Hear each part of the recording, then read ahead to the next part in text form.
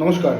শুভ লগ্ন সাপেক্ষে চন্দ্র যদি শুভ লগ্নে, চন্দ্র যদি শুভ পঞ্চম ভাবে, চন্দ্র যদি শুভ নবম ভাবে, চন্দ্র যদি শুভ দশম ভাবে জন্মকালীন ক্ষেত্রে অবস্থান করে, শুভ ঘরে, ভালো নক্ষত্রে, ভালো ডিগ্রিতে, তাহলে সেই চন্দ্র জাতক বা জাতিকার জীবনে প্রভূত সাফল্য দেয় এবং তাদের মন মানসিকতা প্রচণ্ড স্ট্রং হয়।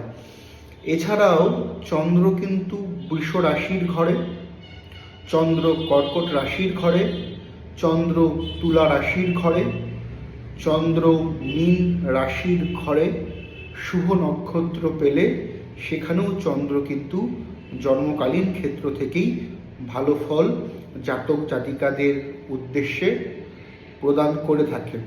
আমাদের জন্মকুণ্ডলিতে চন্দ্র শুভ থাকাটা অত্যন্ত দরকার। আমাদের জন্মকুণ্ডলিতে চন্দ্রের পাওয়ারফুল থাকাটা অত্যন্ত দরকার।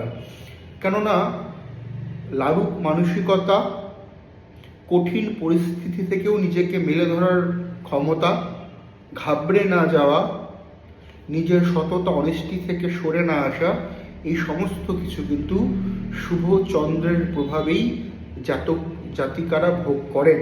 ঠিক অপরদিকে চন্দ্রভূমি কোনোভাবে যদি শনির সাথে, চন্দ্র যদি কোনোভাবে রবির সাথে, চন্দ্র যদি কোনোভাবে রাহু কিংবা কেতুর সাথে পীড়িত হয়ে যায়, কম্বাস্ট হয়ে যায়, তাহলে কিন্তু চন্দ্রের যে গুণ, চন্দ্রের যে টেম্পারামেন্ট, সেটা কিন্তু নষ্ট হয়।